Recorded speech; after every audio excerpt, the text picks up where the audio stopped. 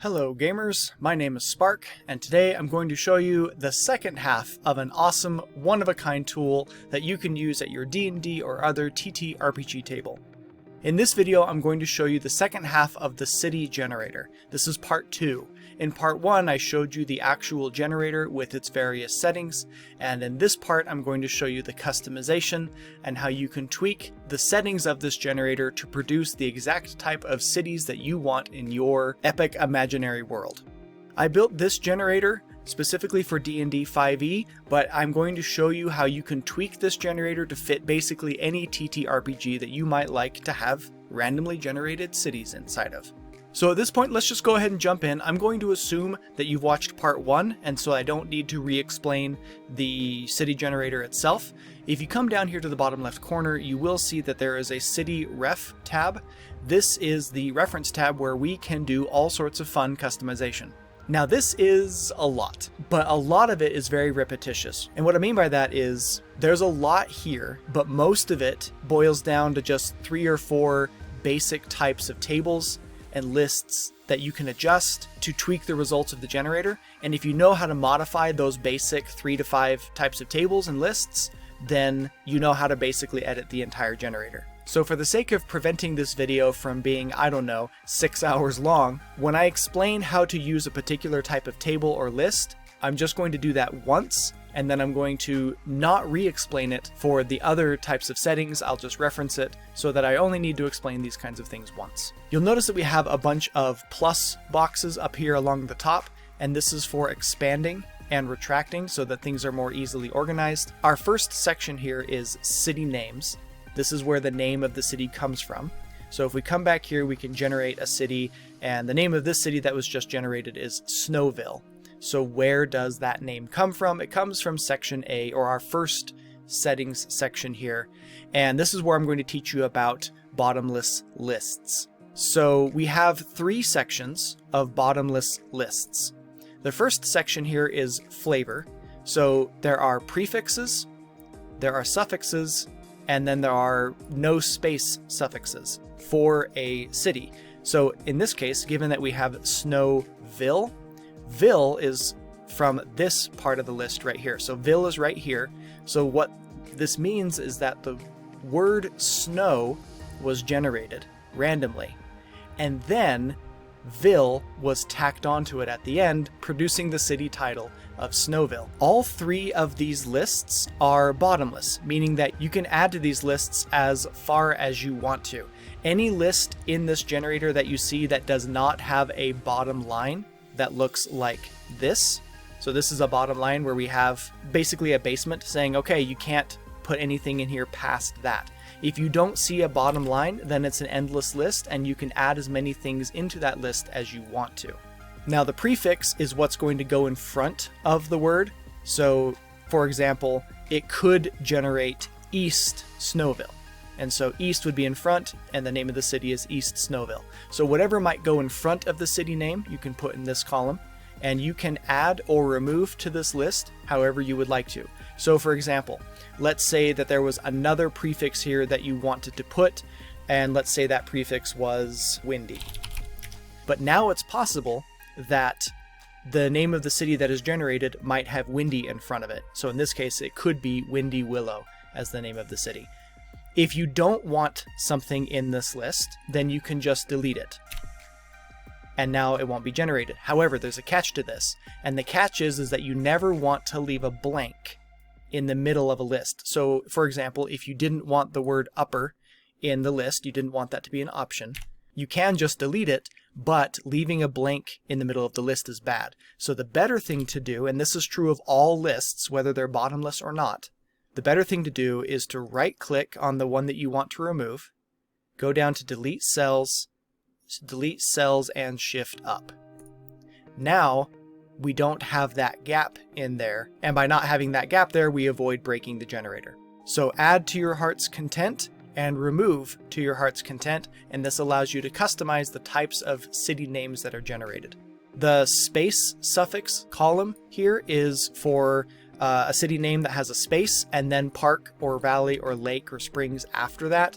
whereas the suffix without a space will just attach it to the end of the city name, like in Snowville.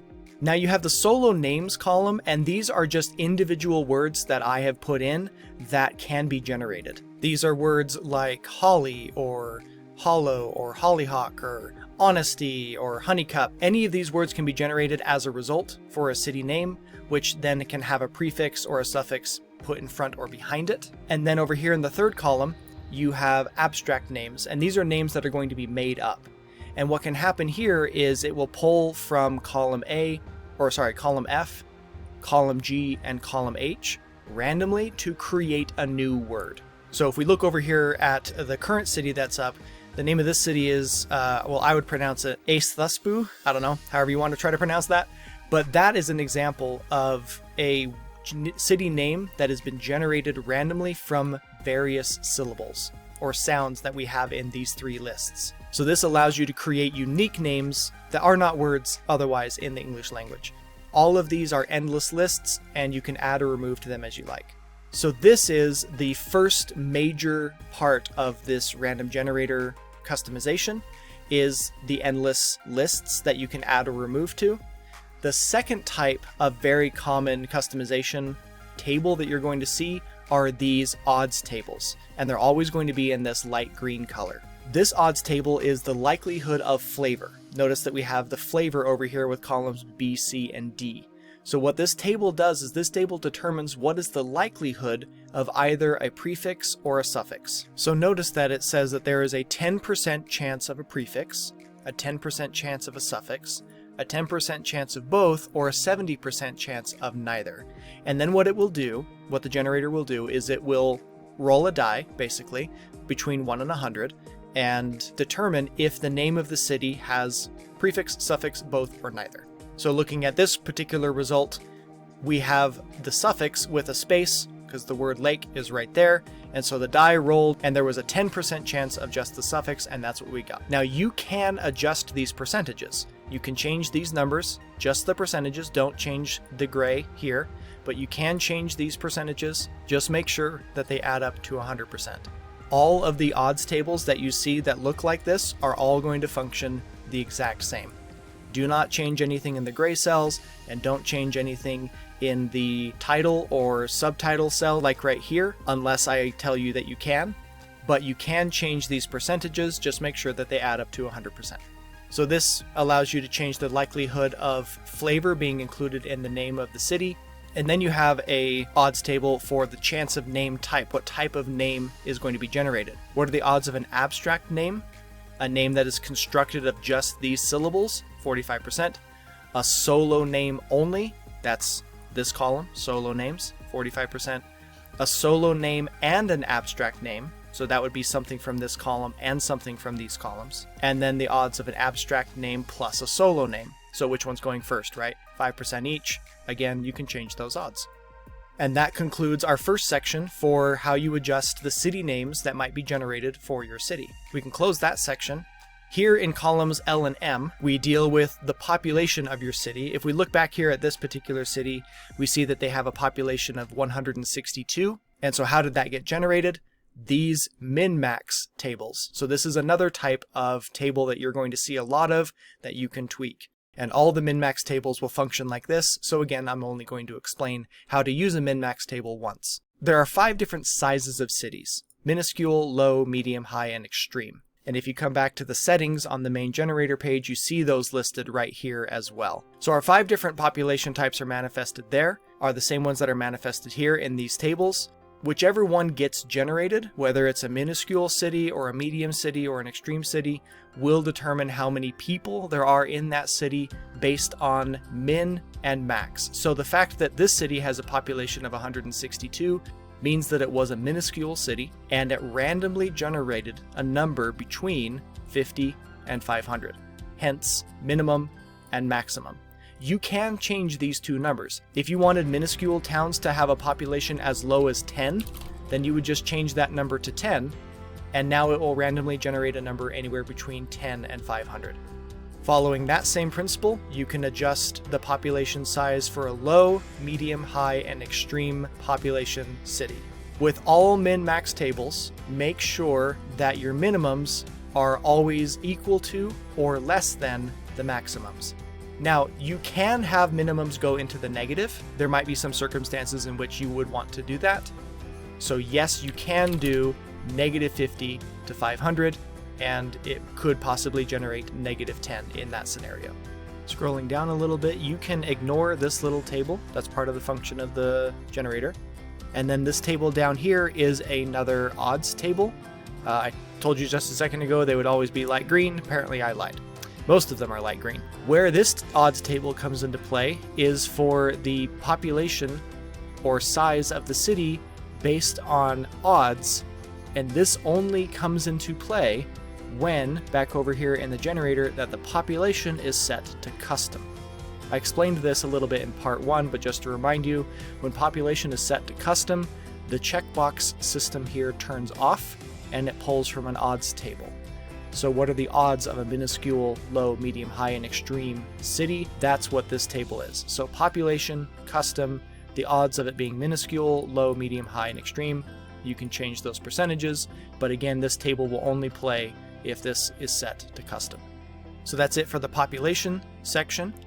In our next section, we have the demographics of the city, and this is how you determine what the dominant and minority races are in your world, and this is how we determine what races there are in the city. So you have the same list presented twice. You have races that are put in plural, so elves, and races that are put in singular, so elf. So this is to allow for the sentences in the generator to read grammatically correct. So whenever you add something to one list, you're going to want to add the plural for it to the other list, or vice versa. And so what are the races that exist in your world? You can customize this list however you want so that the generator fits your world like you want it to fit.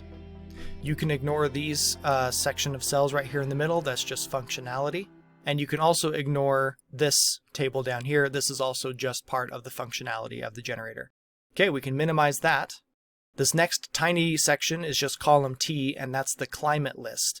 You don't need to worry about editing that at all, so we can skip over that. The next section here, regional, terrain, and safety. So what this part of the generator affects in the results is the geography and the description of where this city is located. So first off, what is the terrain? Now this is the list of all of the possible terrains that the city could be generated inside of. In this example, the city that was generated exists in a valley. Valley is right there in this list. Now what you can do over here is you can adjust whether that location is considered an exotic location or a normal location. It's just a drop-down menu. You can select which one of those you want it to be considered. So that way, when you're here in the generator settings and you want to say, give me a random exotic location or give me a random normal location, then what it's going to do is just pull locations that are marked exotic or normal, respectively. You can ignore the gray couple cells right there. And then this table of 3 sections is where we get the descriptions of the fauna, the humanoids, and the monsters for that particular region. So for example, if we look back over here at this city, it says there is an uncommon number of regional fauna. Where did that phrase come from? If we come here into the fauna, notice this one right here says there is an uncommon number of regional fauna. So what you could do if you wanted to change any of the statements regarding fauna that are available, you could look through these 5 that might be generated and you could tweak them or rewrite them to say whatever it is you would like them to say. So you can do that with the fauna, the dangerous humanoids, and the dangerous monsters. Now, scrolling to the right just a little bit, we have a pretty wide section here, and this is all just creating the opportunity for the description of the location that the city is in. So notice that we have canyon, desert, forest, hill, island, marsh, oasis, subterranean, volcano, valley, etc. And whichever location or geography that the city is generated in, it will use that table to generate the description. So if we look at the results of this particular city, it says the city sprawls throughout a barren valley with a major river. The surrounding range is jagged and imposing. Where did all of that information come from? It came from right here, because in this example, we're looking at a valley. And then we have in the small text in italics, we have the Mad Lib, if you will, of how that sentence or paragraph is constructed. And so whatever is in description 1, adjective 1, description 2, description 3 are just going to be randomly plugged into where you see those brackets. And these are bottomed lists. So you can add stuff into all of these open cells if you want to add as much variety to what type of details the city might receive when being generated in a valley. The fact that this particular city sprawls throughout a barren valley with a major river, sprawls throughout, barren, major river, jagged and imposing mountains. So that's how you can see that that result was generated based on what was in the lists. Again, these are bottom lists. You can add or remove to them as I showed you with the other lists. And you can do that with all of the lists for the various geography locations that the city might be generated. So that's it for the regional terrain and safety. We can now look at the appearance section, and this is how we're going to describe what the city looks like. If we come back and look at our new city that just got generated, it says, the burg is composed of buildings made up primarily of lumber and brick, with mostly clay tile roofs, etc., etc. Where does that come from? This appearance section of the generator. Now, to make sense of this, we need to look at the color system. So first off, up here at the top, this is the madlib for how the description of the city is going to be composed, and that follows the same principle I just talked to you about a second ago. And then right here, we have 5 different colors, and each color represents the wealth level of the city. The reason this matters is that cities that are impoverished or struggling will probably be built with different materials than cities that are profitable or wealthy. Case in point, if the city is impoverished, then it's very likely that the buildings will be built of straw or wattle and daub, cob or brick. And so notice the colors there are the same. And so if the city is impoverished, again, this has to do with the economy of the city, it will generate from the impoverished list. If it's struggling, the struggling, and so forth with stable, profitable, and wealthy. These are all capped lists, meaning that they're not infinite, but you can, of course, feel free to adjust any of these that you want to. For this next little bit right here under density description, if we look back at the description of the city, we notice that it says right here, the burg is densely packed. Densely packed is right there. So if it's densely packed, what's the description that's going to go along with that? With many dwellings in one structure. So notice that that is exactly what it says. The burg is densely packed with many dwellings in one structure.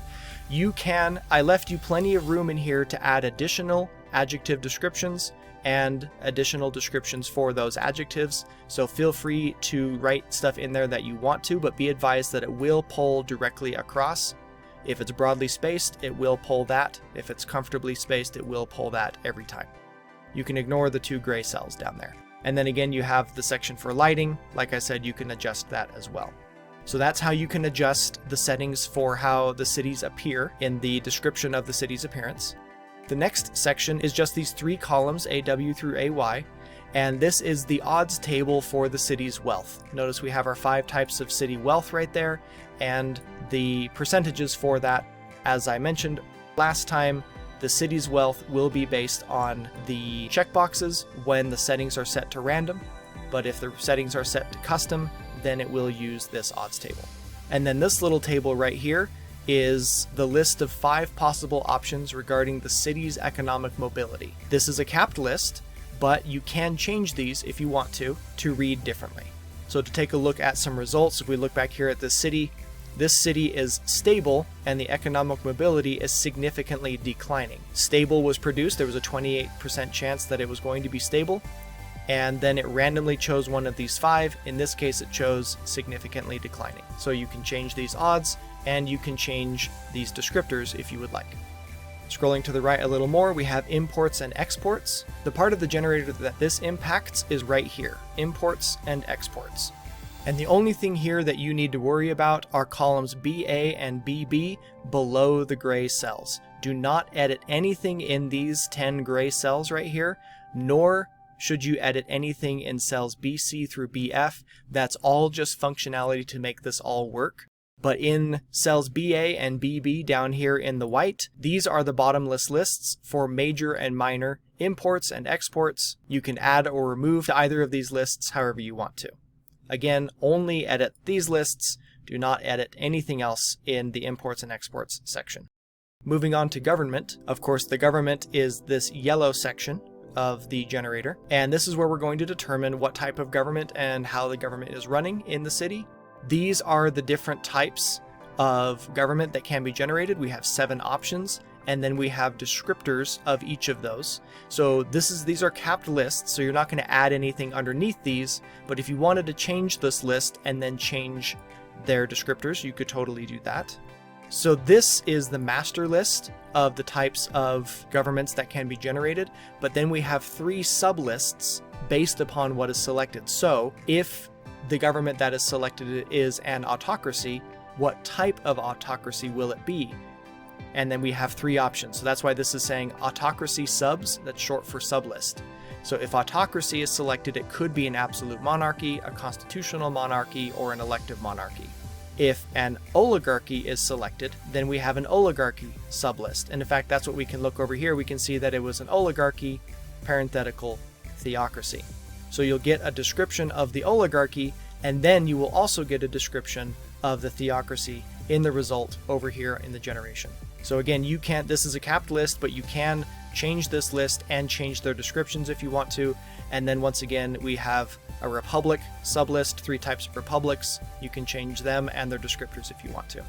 Below that, we have a government type odds list that functions just the same as the other odd lists do.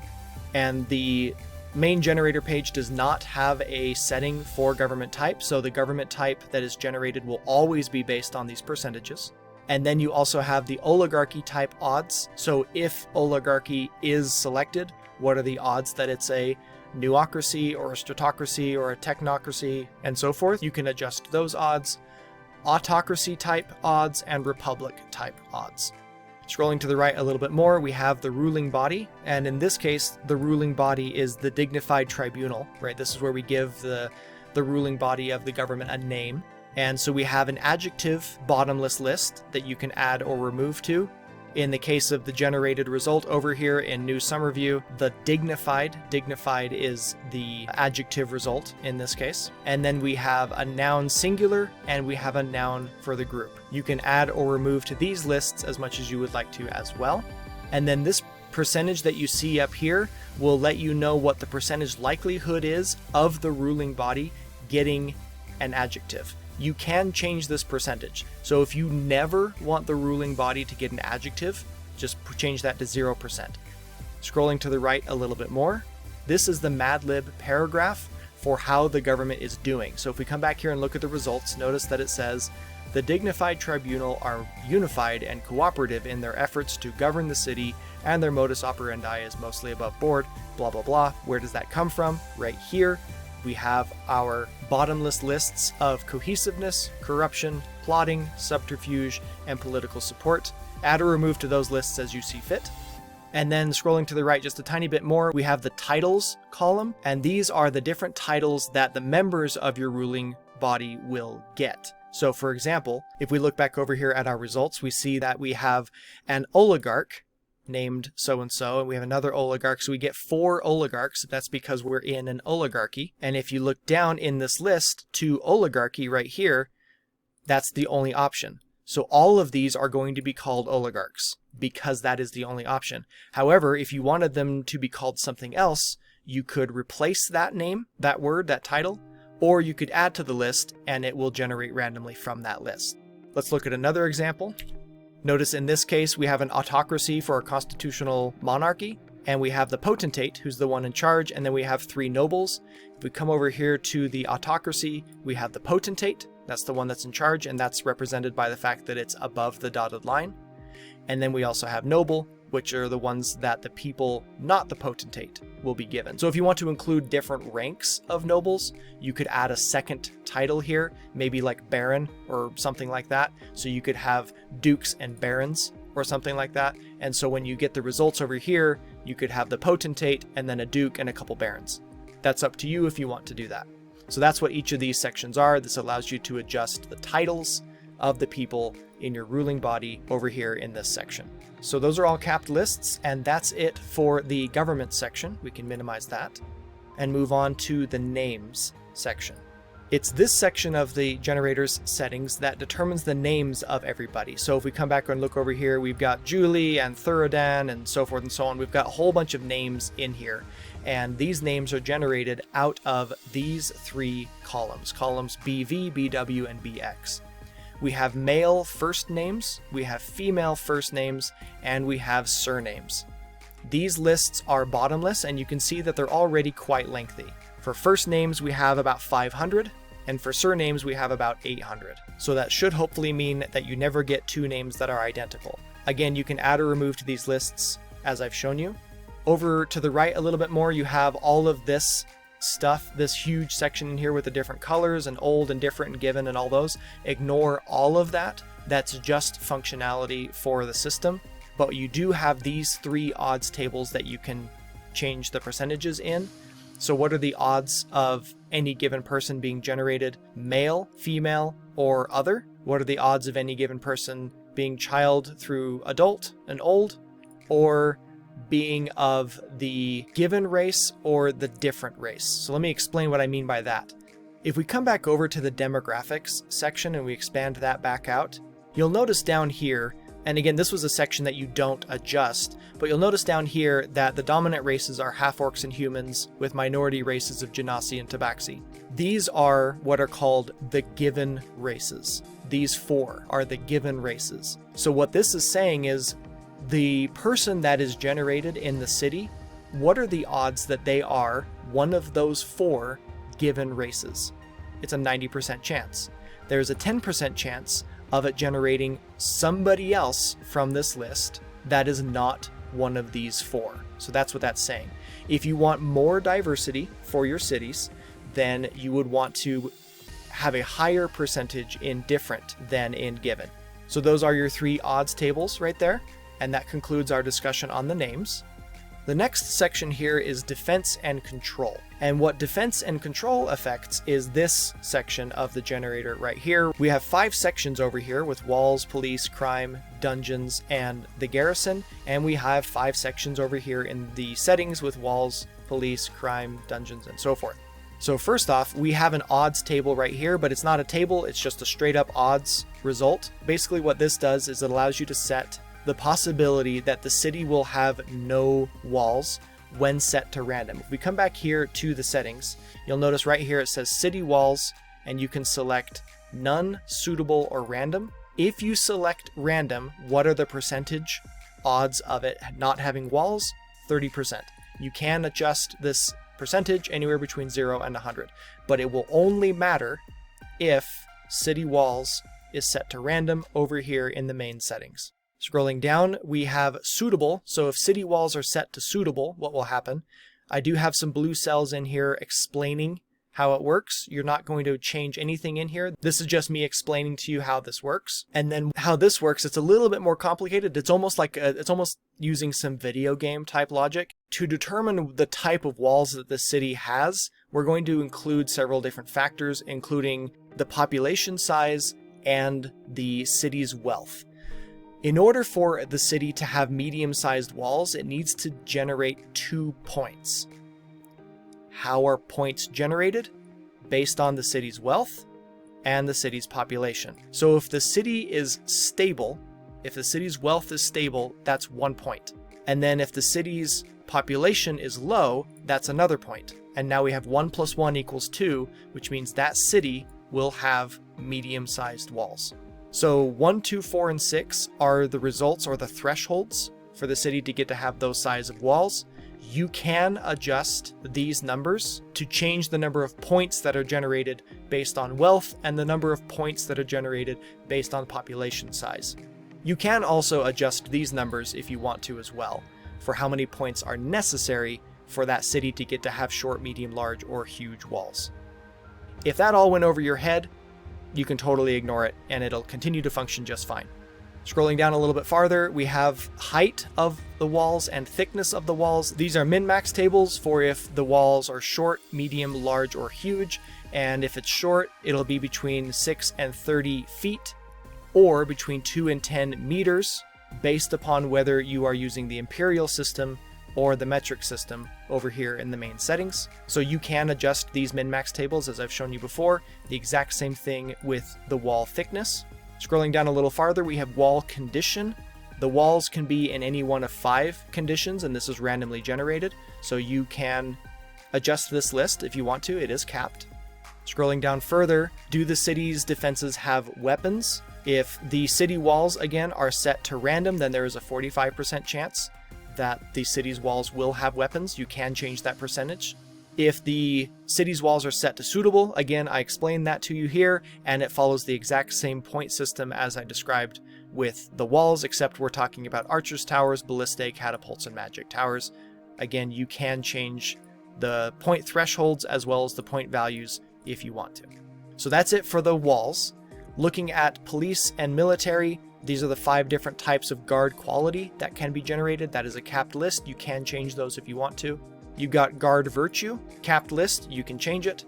And then you have guard count, and this is a little bit different just because you'll notice these abbreviations over here. These abbreviations represent the wealth. So I represents impoverished, SB is going to represent stable, SG is going to represent struggling, and then W is going to represent wealthy, and P is going to represent profitable. So if the city is anywhere between impoverished to stable, then it is possible that the guard count will be dismal. If the city's wealth is not between impoverished and stable, then it will not possibly generate dismal guard count. So basically the idea here is that if you have a really wealthy city, you're not going to have a dismal guard count. At least that's how it makes sense to me. You can't change that array as I have it set out, but you can change the names of the guard count if you want to. Under crime, you just have a capped list of the amount of crime that is possible. So for example, if we look over here, we can see that petty crime is low, felony crime is low, capital crime is high but decreasing. So that was a low, low, and high but decreasing. So those are 3 randomly generated there. This is capped. You can adjust this list if you want to. Under jails and dungeons, this is where you can set how many jails there are in the city. Currently, you're going to get 1 jail per 100,000 citizens. If you want more jails, then you're going to drop this number. If you want less jails or fewer jails, you're going to increase this number. Same thing with the number of dungeons. And then the plus or minus here, this is actually a little bit of a min-max, but basically this just allows for some randomness so that you don't always get the exact same number of jails in every single city that is relatively the same size. If you want the number of jails or dungeons in your city to be varied widely, then increase the difference between these 2 numbers. So you could increase this to negative 200,000 and positive 200,000. That'll drastically affect the number of jails that could be generated for any given city. If you want to reduce the variability, then reduce the difference between the min and the max. And that's the same thing over here as well. What is the capacity of those dungeons and jails? Notice if we come back here, we see that this jail is beyond capacity and this dungeon is below capacity. How did we get to that? Again, we see the same kind of code as we set up over here. So in order for a city to possibly be beyond capacity, then it needs to be between impoverished and stable. You can change these 3 if you want to. What are the conditions of those jails and dungeons? Again, same setup as before. Now this section for security is only referring to jails, but what is the level of security at that jail? It's going to be following a point threshold system just like the walls, and points are generated based on guard count, guard virtue, and jail condition. And then with dungeons, you're going to have the same thing with security, that you can change the thresholds and points if you want to, but then you're also going to get a list of possible reputations. This is a capped list. You can change this if you want to. And then lastly, we have the military garrison. We have a percentage here where it's garrison to population ratio. In other words, how many troops or militia is the city going to have based upon the number of people in that city? It would obviously make sense that a city that has more citizens should have a higher garrison. If you want the garrison to be larger, you can increase this percentage. If you want the garrison to be smaller, you can decrease that percentage. Now, this is a new mechanic. If we scroll down just a tiny bit, we'll notice that it says right here, with wealth. This is the first time we've seen this mechanic, but we're going to see it several more times here in these settings. If you scroll up a little bit up here to the top, you'll notice there's a checkbox right here. And all of these sections where you see little checkboxes down here to the sides or at the bottom are all going to function similarly to what I'm about to explain. By having this box checked, what you're saying is you want the defense and control of this city to be influenced by the wealth of this city. If we go back over to the main settings, you'll notice that it says use wealth as key factor, and I explained that in part 1 what that does. This is where we're getting into the nitty-gritty of that.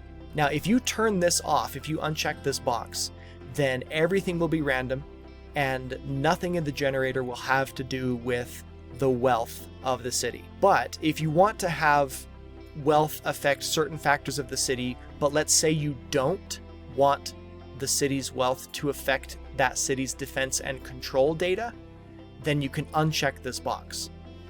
So now, even though this box is checked, and it will still have wealth affecting all of these other ones whose boxes are checked, because defense and control has been unchecked, the wealth of the city will not impact the results of defense and control. So what this allows you to do is just opt out or opt in which settings or details of the city you want to be affected by that city's wealth.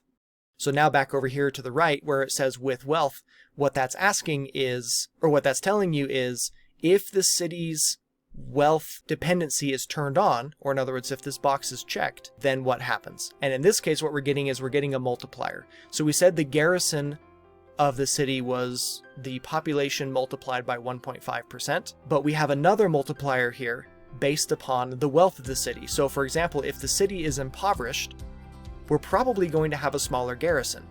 To me, that makes perfect sense. We have less money to pay fewer militia or garrison. And so we're going to take that number, the number of the population times 1.5, and now we're also going to multiply it by 0.75, reducing it even more, reducing the garrison size even more. If it's struggling, you'll multiply it by 1, and so forth. You can change these numbers. Anything below 1 will reduce the size of the garrison. Anything above 1 will increase the size of the garrison. Scrolling down a little farther, we have what type of garrison is it. You can have militia, mercenary, or soldier, and which type you have will be dependent upon the wealth of the city. And then what is the morale of your garrison? That is a capped list. You can change that if you want to. So that was a little bit of a more complicated section, but that does it for defense and control. We can move on to taverns. If we look back over here at our results, the taverns section is right here in the middle where we can have up to 4 taverns generated. In this particular city of 406 people, we only have 1 tavern. Starting over here in column CT, you'll notice that there is the opt-out checkbox right there if you don't want taverns to be impacted by city wealth. And then we have tavern names. So these two columns, CT and CU, are going to help us determine the names of all of the taverns that get generated. We have a list of adjectives and we have a list of nouns, and all of the taverns will have an adjective and a noun. For example, this is the alarmed snake. The alarmed is the adjective, snake is the noun. These lists are quite lengthy at present, currently about 350 long each, so that should hopefully mean that you never get the same 2 taverns twice. In fact, I do tell you up here, just as a side statistic, that there are over 111,000 possible tavern names. You can add or remove to these lists, as I've explained before. Now, in the center section, we have the tavern size. If we look back at the results, we can see that the tavern is small. And then we get an odds table for if generate city based on wealth is turned off. So if this box is unchecked, or if this box is unchecked, then it will just pull from this odds table and you can change those percentages. However, if city based on wealth is on, then the size of the tavern is going to be dependent upon the wealth of that city. So if the city is impoverished, then this is the odds table for the size, or actually the quality of the tavern. I realize, sorry, I've been saying quality this whole time. This says size, but this is actually tavern quality. Sorry, I'm going to change that right now. Sorry about that confusion. So right now what we're talking about is tavern quality. So the quality of the tavern. So if the city is impoverished, then what are the odds of it being a condemned tavern versus an elegant tavern? If the city is struggling or stable or profitable or wealthy, they each get their own odds table based upon the city's wealth. So you can adjust all of those percentages as you see fit. Looking to the right a little bit more, we have kind of a min-max table here again, similar to what we saw over in the defense and control section. How many taverns do we get per people? Right now, it's currently set up that we'll get 1 tavern per 2,000 citizens, plus or minus 500 to 3,000. So what this does is it's going to randomly generate a number between -500 and 3,000. It's going to add that number to 2,000. And so for example, just to make this math easy, let's say the number was 3,000. So we're gonna have 2,000 plus 3,000 is 5,000. And then we're going to take that number and we're going to divide the number of citizens in the city by that number. So if we look over here, the citizen population is 102. Well, that's why we only have 1 tavern. The city needs to have at least 1,500 people, 2,000 minus 500. The city needs to have at least 1,500 people in order to get a second tavern. If you want more taverns to be generated, you can lower this number. If you want fewer taverns to be generated, you can increase this number. And same with the min-max down here. If that didn't make sense, if that went over your head, again, you can ignore it. You don't need to know how to do it in order for the generator to still function. Here's your odds table for the tavern size, and then you have the types of prices and the popularity of that tavern. So notice over here, the popularity is quiet, the prices are low, quiet, and low. These are capped lists. You can change those if you want to. Moving on to the next section, which is education. The education section here refers to this particular part of the generator. Over here on the left where it says education, we have 5 different schools that can be generated. We have youth, trade, university, magic, and mage tower. And so we're going to have 5 different sections over here in the education generator section. And it's a pretty wide section. We take up a lot of columns here, but they're all going to function relatively the same. So our first section, columns DC through DK, is for the youth school. Now, by the way, let me point out that again, there is a checkbox here for excluding this section from the city's wealth. We have how to generate the name of the youth school. So this particular youth school is the Grand Voice Fundamental School. I'll bet you anything Grand Voice. Yep, Grand Voice is the name of the ruling body. And so that's why this is called the Grand Voice School, being named after the ruling body. And that is something that can happen. In fact, if you'll notice right here, this cell, DC7, is a formula, and it is going to always generate the name of the ruling body in this infinite list here, so that it's always possible that the youth school's name is going to be based on the ruling body's title. The middle one here is the name of the city. So if we scroll back up, we can see the name of the city is Old Beauresel, and so that is there as a possible name for the school. And then there's always going to be a random name, and that cell is always going to pick a name from the name section over here. If you want, though, you can add other things in here that you might want to have as possible titles for the schools. And then you're going to have a list of adjectives and a list of nouns. So in this case, again, we had the Grand Voice Fundamental School. Grand Voice came from right there. Fundamental came from right there. School came from right there. So you can add or remove to these lists, these 3 lists right here, as I've shown you. Now we have in columns DF through DH, we have a bunch of odds tables. This is for the education quality when wealth is turned off, or in other words, the education's reliance on the city's wealth. Or if the education's reliance on city wealth is turned on, then again, we have 5 different odds tables for the 5 different levels of wealth. Now, if we look back at the youth school results, we'll see that there's a tiny little bubble here with a little bit of a description of that school. In this case, it says it's fairly funded and focuses on history. Where does that come from? That comes from the details columns right here. So there's an adjective, and in this case, it was fairly.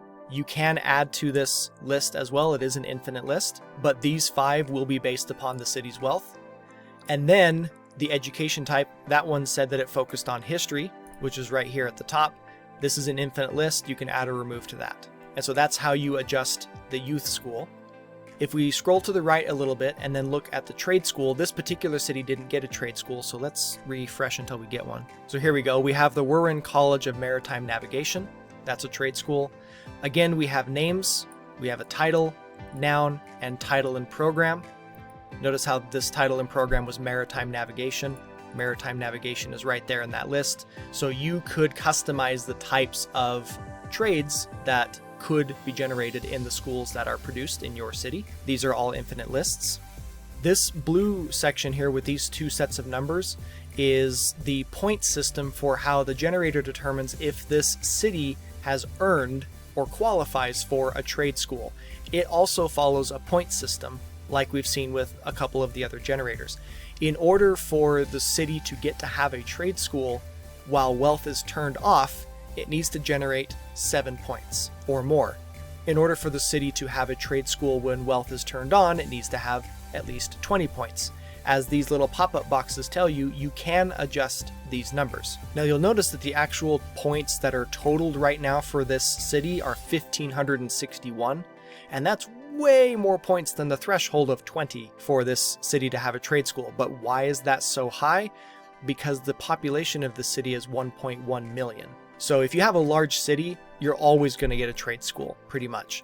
But you can change these numbers to make that less likely. But really where this boils down to, or where the rubber meets the road on whether it's going to be iffy if this city has a trade school or not, is going to be in the small to medium-sized towns. And so what it's going to do is it's going to divide the population by 3,000 plus a number between negative 2,500 and positive 2,500.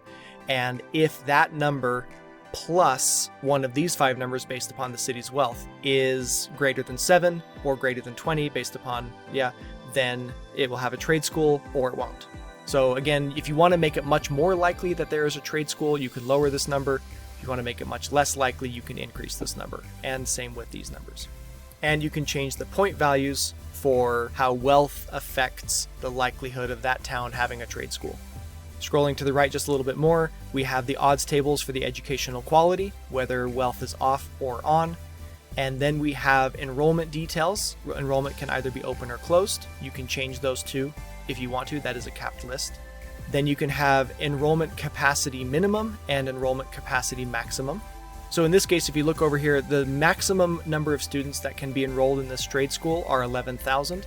And there are currently 10,944 enrolled. That means that there are openings. So these two numbers, the min and the max, just allow you to adjust how many kids could be enrolled in any given trade school. And then it'll take that number, and if wealth is turned on, wealth modification is turned on, it'll multiply that number by a modifier to suggest if it's an impoverished city, there will probably be lower enrollment, whereas if it's a wealthy city, it'll probably have higher enrollment.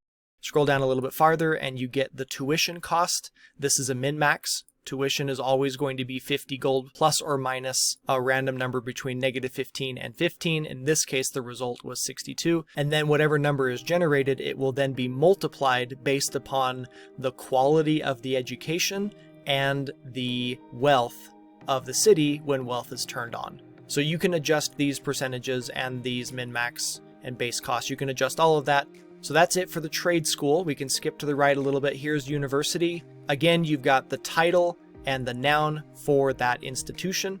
Again, you've got a random name, you've got the name of the city, and you've got the name of the ruling body, the authority in this case. But you can add to that list as well as the noun list, as I've described. Again, just like the trade school, you've got what is the potential likelihood of this city having a university. You can adjust all of those odds. We've got education quality, odds tables based on if wealth is off or on. And then something that the university gets that the trade school doesn't necessarily get is what are the key programs in that school. So notice in this school, the University of Warren, programs are spycraft, magical arts, and monster lore. Where did those 3 come from?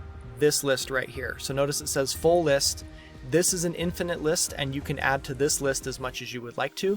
Ignore all of these gray cells. That's part of the functionality, so don't edit anything there. But anything that you want to add into this list or remove, you may do that. That's it for the university. We can scroll across to the School of Magic. I generated another city so we could get an example over here. So this is Adnix Institute of Battle Magi.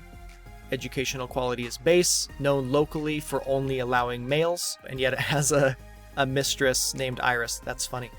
So where does all that come from? Again, we have our title, noun, and the title. In this case, that was Battle Magi. There's a little blue box here that explains that the likelihood of any given city having a magic school is a percentage-based system. Factors that increase the likelihood are the population. The bigger the school, the more likely. If the city is importing and or exporting magical goods, If yes to either of those, that increases the likelihood, and possibly the wealth of the burg, depending on the settings. So again, if wealth education linkage is turned off, then that won't affect it. And so what this is telling you is there is basically a 33% chance that this particular city will have a magic school. Do not, notice this pop-up bubble right here, do not change this setting manually. This is an informative number, but not a modifying one, so do not change this percentage. Where you can affect things is where you scroll down, you'll see what is the base chance that a city might have a university. The base chance is 5%, but then it's going to divide the population by 50,000, plus or minus negative 40 to 40,000. In this case, the result of that is 27.87%. And then it's going to add another 2 to 8% or 4 to 9% if we're importing or exporting magical goods. Now notice that these two boxes are turned off. You cannot turn these on. I'm clicking on that and that's not turning on because those boxes are responsive. If either of them are turned on, if there's a check there, then it turns on the min-max between 2 and 8% and adds that. But since neither of those are turned on, then it doesn't play. So basically, like this says, number 2, you can scroll back up here, number 2, if the city is importing or exporting magical goods, well, it's not. So that's not going to be impacting the likelihood of the city having a university. And then the third one, if wealth is turned on. Well, currently it is turned on, but notice that the city's economy is currently stable, which has a 0 modifier. So 5 plus 27.89 rounds up to 32.9, and that's why there is a 32.9% chance that this city had a university, and lo and behold, it did have a university. So you can change any of these factors in here, the percentages, the min-maxes, and the divide population by stuff, as I've said before. Again, we have a bunch of odds tables for educational quality. Oh, I'm sorry, I realized I've been talking about university. I meant magic school. I apologize. Yes, we did talk about university a second ago. Now we've been talking about the magic school. So if we look back at the magic school, we can see we get a little reputation here, known for only allowing males, known locally for only allowing males. Only allowing males is in this list somewhere. These are bottomless lists, so you can add or remove to these, as I've said.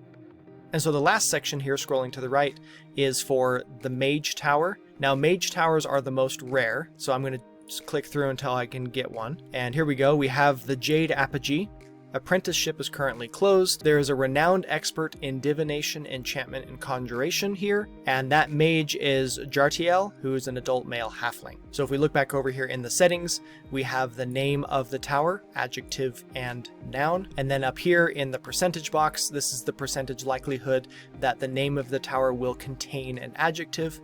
100% it will always contain an adjective, 0% it will never contain an adjective. You can change that percentage.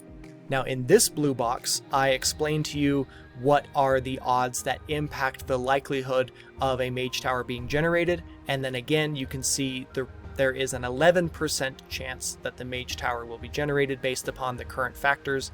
Again, do not edit that number, it's just informative. There are 6 factors that can impact the likelihood of a city having a mage tower. So first off, there is a 2% base chance. You start at 2%. You can adjust that number. If you want mage towers to be much more common, you can start with that number being higher. Now, as it says, the first factor that impacts the likelihood of a mage tower being generated in your city is the type of government in that city. And so down here, we get the various types of governments with their bonus or penalties to the likelihood of a mage tower. So notice that you get a major bonus if it is an oligarchy mageocracy. That makes perfect sense to me that there is a huge likelihood of a mage tower existing in a town that is a mageocracy. Whereas it also makes sense to me that a city that is an ergotocracy has a negative 10% modifier applied. So you can change these modifiers. However, do be advised that these government types do directly call back to the government types that are listed back over here to the left in the government section. So if you were to come back into this government section and change any of these government types, then you would absolutely want to also change them over here in this list to match perfectly. Otherwise, it might not generate correctly. The second factor that can impact the likelihood of the tower is if we import or export magical goods. That is listed right here. If we are importing magical goods, that adds a 5% chance. If we're exporting, that adds another 5% chance. Is there a magic school in town? That's what we were just talking about over here to the left, School of Magic. If there is a School of Magic in town, then that will add a 2% chance likelihood of the tower. If no, then it's a 0. The top one is for a yes, the bottom one is for a no. You can ignore this gray section right here. Again, it's going to be based on population, so we're going to take the population and divide it by 30,000 plus or minus -40 to 40,000.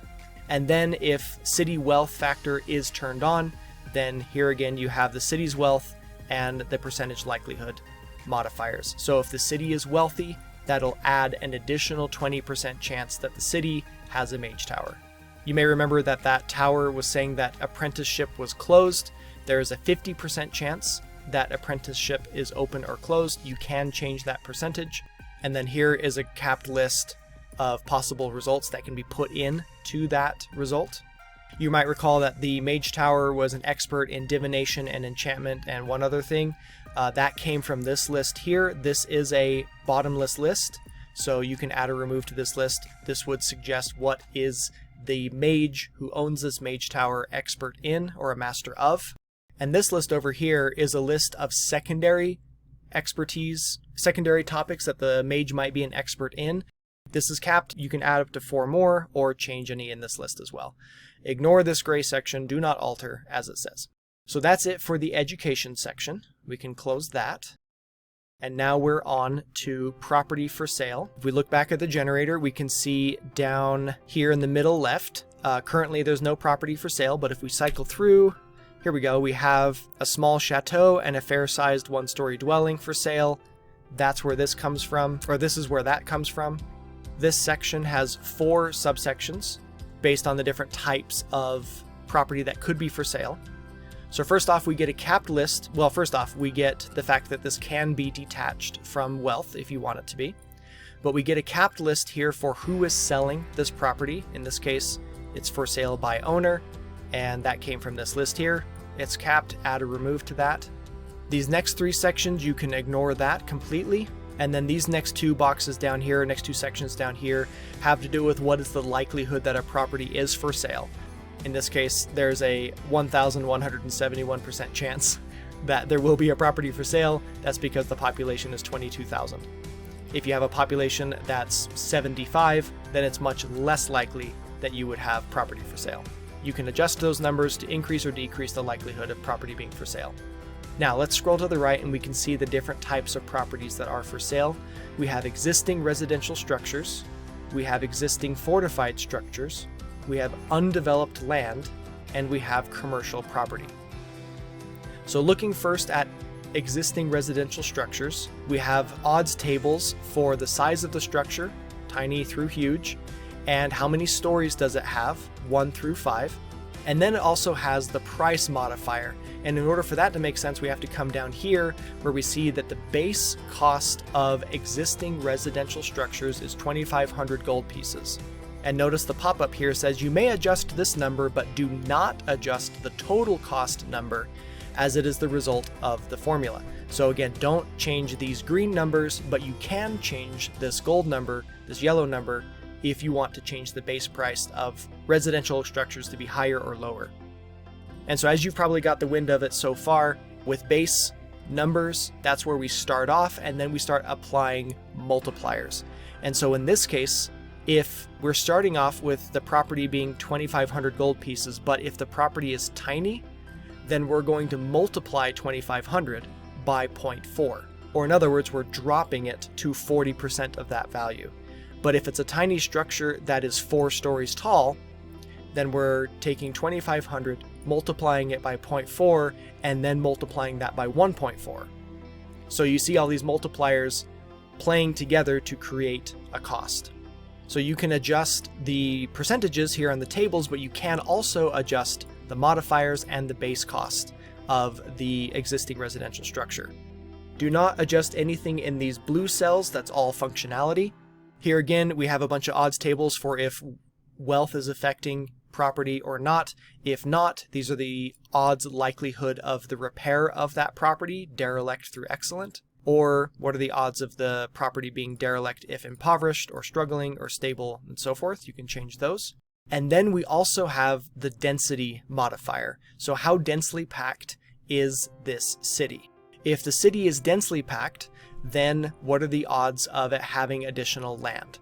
So notice over here back in the results, on the second one, we have a fair-sized one-story dwelling in excellent repair with no land. So how much land is going to be included with this property based on if the city is densely packed, comfortably spaced, or broadly spaced. So you can adjust those percentages and you can adjust those price modifiers. Anything below 1 will reduce the price, anything above 1 will increase the price. So that's for existing residential structures. If we scroll to the right and look at existing fortified structures, it's very, very similar. In fact, it's pretty much identical. The size of the building and its price modifier, how many stories, or in other words, its type in this case, the chateau, fort, keep, castle, whatever, price modifier, and then where is this building located, percentages, price modifier, and its base price of 10,000. And then again, its condition and price modifier based upon whether wealth is turned on or off. So we can scroll to the right some more. We have undeveloped land. It pretty much is all functioning the same at this point. Your base cost is down here. How many acres is it coming with? Percentages and price mods in comfortably spaced, densely packed, or broadly spaced cities. Where is it located? What is it zoned for? Price modifier based on the city's wealth. And lastly, you have commercial property.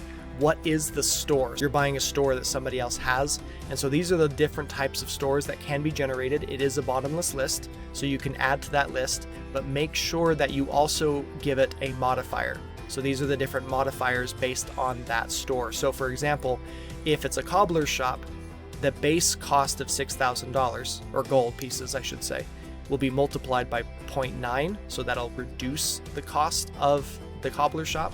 But if it's a magic shop, then we're actually going to multiply the base cost by 2.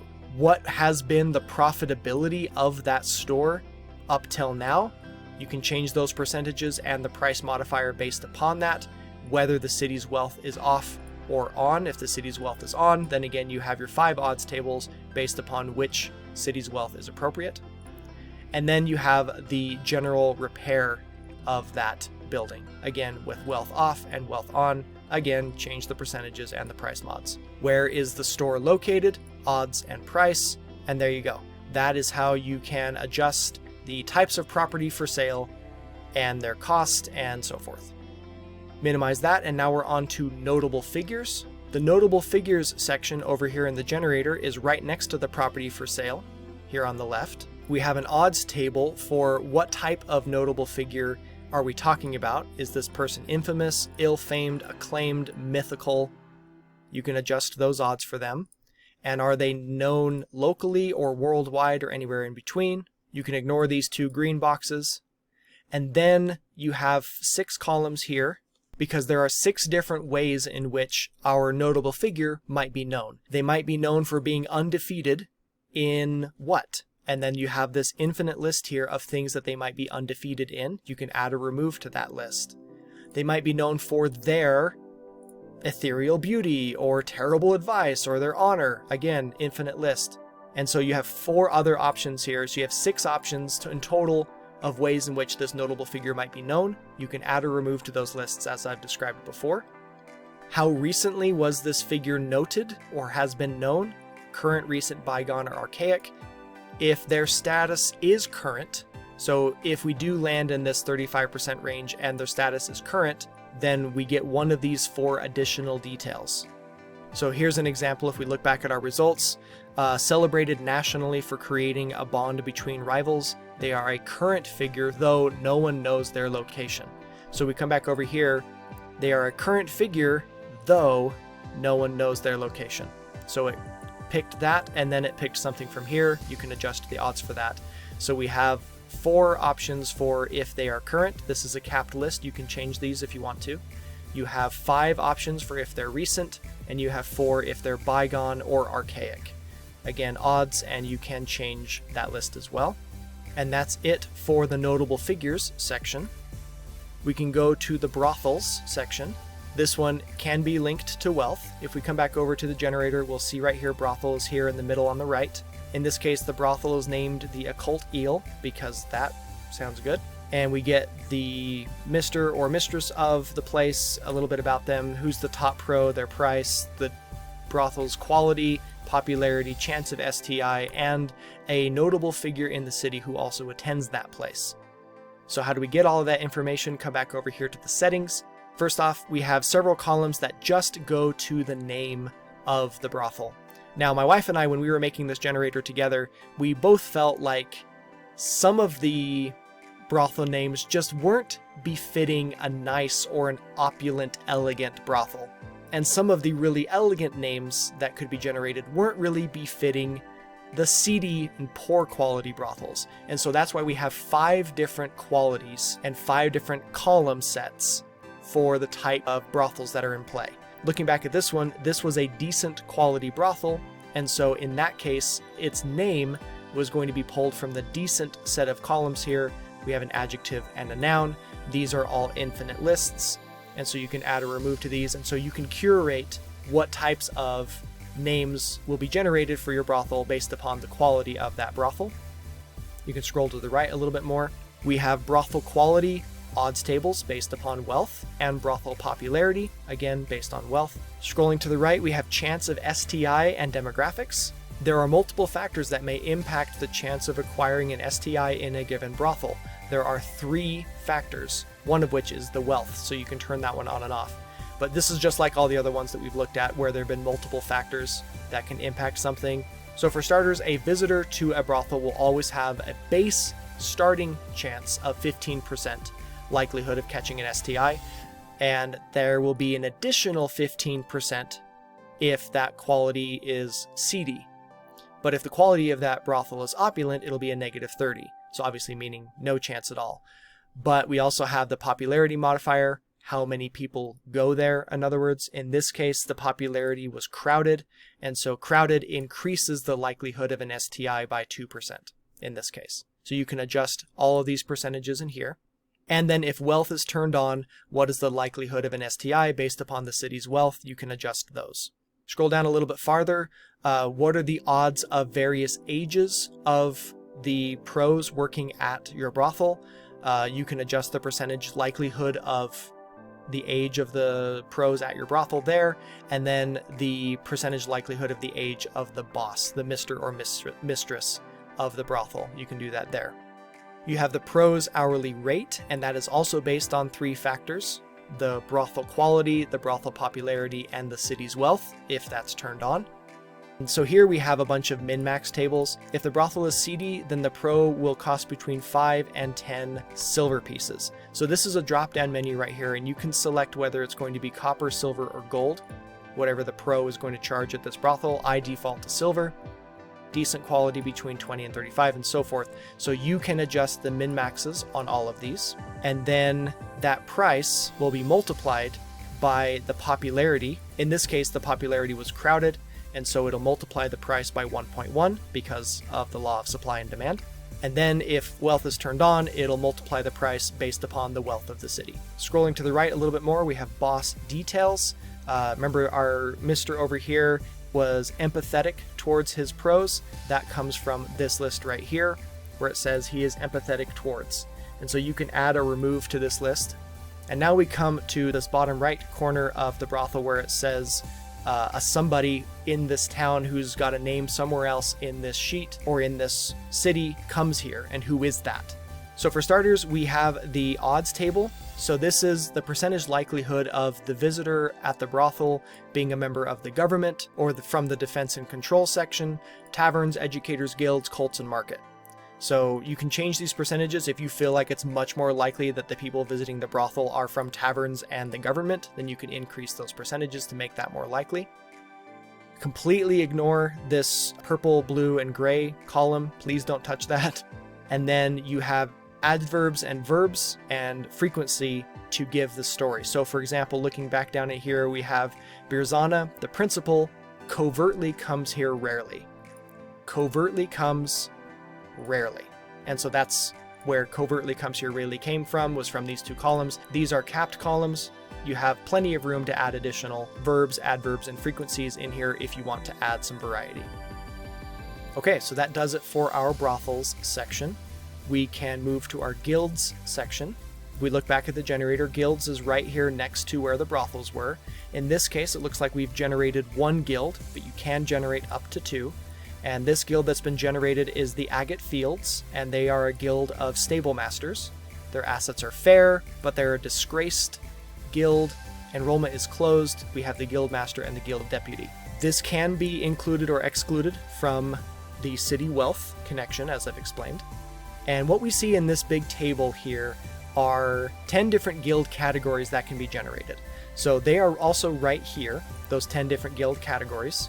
But notice that this odds table has a purple column, and then the pop-up box says do not alter this odds table. This is just here for functionality, so do not edit those, and also do not edit this list of guild categories.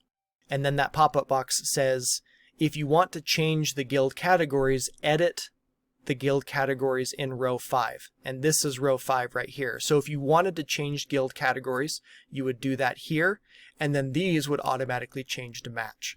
Now, the one guild that we do have over here, the Agate Fields, was a Stable Masters guild, but you'll notice Stable Master isn't in this list. Well, that's because Stable Master is part of the Labor Guild. It's a sub-guild of the Labor family, if you will, but we'll get to that in just a second. What we're looking at right here, so this whole table is a list of all of the exports and imports that can be generated. If you remember, if we were to go all the way back here to the imports and exports section, you would see a list there of all the possible exports that can be listed or that can be generated, and that list is here as well. Now, do not add anything into this list. Notice that it's gray. I don't want you adding anything into this list manually. If you want to add additional exports into this generator, go back and do it in the imports and exports section. Adding them in there will automatically add them to the table here. So what this table represents is that the likelihood of a guild in a city is going to be dependent upon whether imports or exports relative to that guild are occurring. So, for example, if the city is exporting alcoholic drinks, then there's an increased likelihood of an artisans guild, a combat guild, a criminal guild, or a law guild. The higher these numbers, the higher the likelihood of the guild type that's above that. So, for example, again, scrolling down, if the city exports carpentry goods, then it's much more likely for that city to have an artisans guild or a labor guild, because that makes sense. If the city is exporting carpentry goods, it's much more likely that there's an artisans or a laborers guild. And so what this table allows you to do, I know it's a lot of numbers, but what it allows you to do is really fine-tune the likelihood of certain guilds existing in a city based upon what that city is exporting. So you can adjust all of these numbers in here. And of course, be advised that if you do go back and add any additional exports, you're going to want to come back here and add in the modification odds of each of those new exports. Now, notice I have a big red bubble right here that says there's more below, scroll down. So you keep scrolling, keep going, it says.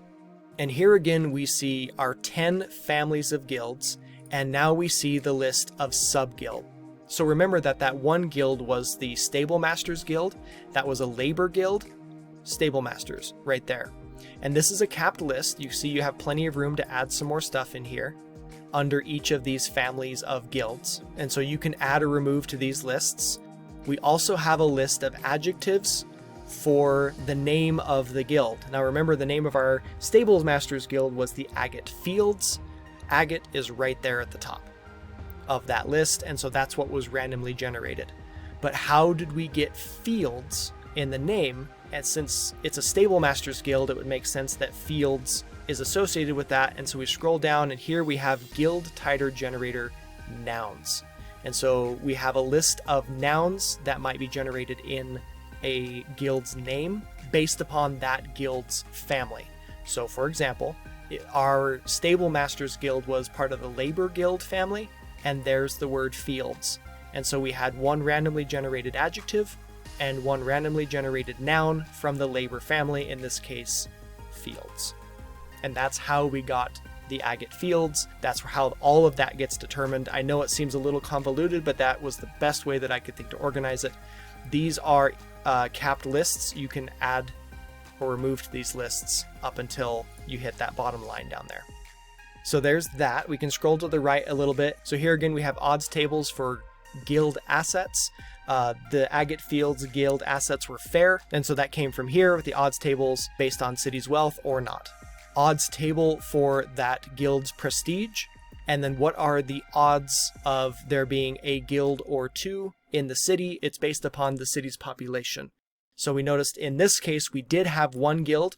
There was an 89% chance of that first guild, but there was only an 11% chance of the second guild, and that's why we didn't get the second guild. If you want the guilds to be more common or more likely, reduce this number. If you want them to be less likely, then increase those numbers. Okay, we're doing great. We're almost done. The next section is cults. So the cults generator is down here near the bottom. We don't have one, so let me get one. Here we go. So we have the adherents of the Indomitable Blade. We get its purpose, we get its chapter head, its level of secrecy, its membership, and somebody else in the city who goes here. And so here in the settings, we have the cult name, we have the group, the adjective, and the noun. You have the odds table for the level of secrecy. You have membership chance and the membership levels. You can change those. And then what are the odds that the city will have a cult chapter in it? Divide the population by 1,000, plus or minus, blah, blah, blah. You've seen how that works by now, so you can change that if you want to. And then who in the city is attending it. Just like with the brothel, this functions exactly the same as the brothel. You've got the different categories of the results of the generator, where they might come from. You can adjust those odds. And then you have the adjective 1 and the adjective 2 for that person. This is a capped list. You can add or remove up to that point. And then what is that guild's purpose? This is an infinite list to describe what the guild is trying to accomplish. So that's it for the guilds generator. I'm sorry, the cult. The cult. We've been talking cult. You saw the word cult. Hopefully you followed. We've been talking the cult generator. So now we can move on to upcoming events. The upcoming events is in the bottom left corner of the results, and you have up to 3 potential upcoming events. You get the event, when it's occurring, how much anticipation is there for it, and do we have any notable visitors coming in from out of town to view it? So what is the event? We have currently 7 different types of events and the odds for them to occur. Ignore the blue and gray cells down here. When is the first event going to occur? You've got the odds there and the length of time. You can adjust both of those if you want to. When's the second event going to occur, and when is the third event going to occur? And then what are the different types of events? We can have tournament, festival, anniversary, memorial, execution, government event, or trial. And then what are the different types of events in each of those categories? So notice that our first one here is the execution of a serial burglar. Execution is one of the family of events, and the Mad Lib says the execution of a, and then what? And it's going to randomly generate something down here. But this one's actually got its own little special thing. Odds that they're innocent. If they are actually innocent, it will come up in this result to let you, the DM, know that they're innocent. So these are all infinite lists, and you can add or remove to them however you like to fit into their given Mad Libs. Scrolling to the right just a little bit, the odds table for the level of anticipation, the odds of a notable visitor, and who that notable visitor is going to be. You can change both the odds and the names on that one. You can ignore all of this stuff, and that's it for the upcoming events section. We've got 2 more to go here. The penultimate customization section here is about Mercantile, and that's this big green section here in the middle with all of the different stores that are in this city. And in order to make sense of this, we're not going to go left or right on here. We're actually going to start over here in columns MN through MU. And we have a bunch of different types of stores. We have general, bookstore, glassblower, jeweler, brewery, blah, blah, blah, all the same that are over here in the results. So each one of these stores has their own setup for this. So you can adjust all of these numbers to produce your own percentage likelihood results. Do not edit the likelihood numbers themselves. These are formula based. You never want to type into a cell that is formula based. Now, having explained that, I will now come back over here to this bit with wealth multiplier on. Again, there's that checkbox up there. And you can read through this and make sense of that if you want to, but simply put, these 5 cells increase or decrease the likelihood of there being more or fewer stores in that city based upon the city's wealth. The idea being that a wealthy city will have more stores because people have more money to spend. So if you want to affect those multipliers or change those are right there. Now, you can supersede all of this odds business that I was just talking about by this section right here, where it says every burg or city has at least one of these. And currently, blacksmith, carpenter, and general are all checked, which means there will always be a blacksmith, a carpenter, and a general store, no matter how few people there are in the city. And that's why, even though this town only has a population of 240 people, we have a blacksmith, a carpenter, and actually 2 general stores. So this is a way that you can override any percentage system over here that gets generated to say, I always want my towns to have a general store or whatever. So you can tick those on and off however you would like. Scrolling to the right, we just get into a bunch of names. So these are all infinite lists for the names of apothecaries, adjective and noun, names of blacksmiths, adjectives and nouns, and so forth. You can add or remove to all of these. That's it for the mercantile section. And the very last section here is rumors and hooks. So that refers to the very bottom right corner of the generator. Right here, we have 2 lines for rumors and 4 lines for hooks. That comes from this section over here. For rumors, that's what we're going to deal with here, columns OP through OU. We have rumors about a person, and we have rumors about a place. These are infinite lists, bottomless lists, and you have 2 Mad Libs to go with, one with each of them. So you have person, circumstance, and additional information, and so you can add or remove to these lists. Scroll to the right a little bit, and we get into the hooks. And so who's going to be giving the hook? There's an odds table for the different parts of the town that can be coming from. And where this comes into place is you can see right here in this third one, Nexi the warden is in need of a detail blah blah blah blah. Nexi the warden would come from the defense and control section. This is another way in which the generator kind of plays with itself in allowing connections to be drawn. So if the players ever run into Nexi the warden, they can get a hook from her. So all you're going to adjust in here are the percentage likelihood of the hook giver in that section. Ignore everything else in the gray and blue and all that stuff down there. Odds of hook giver being named citizen, like what we just saw with Nexi the warden, and you have a percentage table here based upon the population size. So if the population of the city is extreme, like if there's 1 million people in the city, there's only a 10% chance that the hook giver is going to be a named NPC, because what are the odds, right? There's 1 million people in this city, what are the odds? And so that's what those are for. You can adjust those percentages. They don't need to add up to 100% or anything. And then this list, hook giver when not named citizen. So if it is a named citizen, then it'll pull from over here. If it's not a named citizen, then it will pull from this list right here. And this is an infinite list. For example, if we look down here at this 4th hook, it says a hunter is looking to hire fearless group, blah, blah, blah. Hunter is right there in the list, and that's where that was generated from. And then we have 4 sets of columns right here for the various hooks. We have retrieval quests, hunts and hits, needed labor, and escort contracts. You can type in what the retrieval item is and what the reward will be, or what the target is and whether they're going to come in dead or alive, what the task is and what the reward will be, and what the escort contract is and what the reward will be. Those are all infinite lists. Add or remove as you see fit.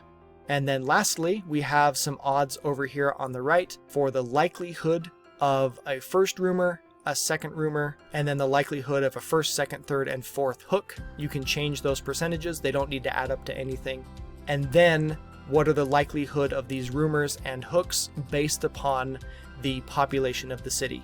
If the population is minuscule, it's going to be much less likely that there's a bunch of hooks and a bunch of rumors, versus if the population is huge, then there's going to be a lot more hooks and a lot more rumors. At least that was the logic that I thought of. If you disagree, then you just change these percentages however you want to. Whoo-wee! And that, ladies and gentlemen, is how you customize the city generator.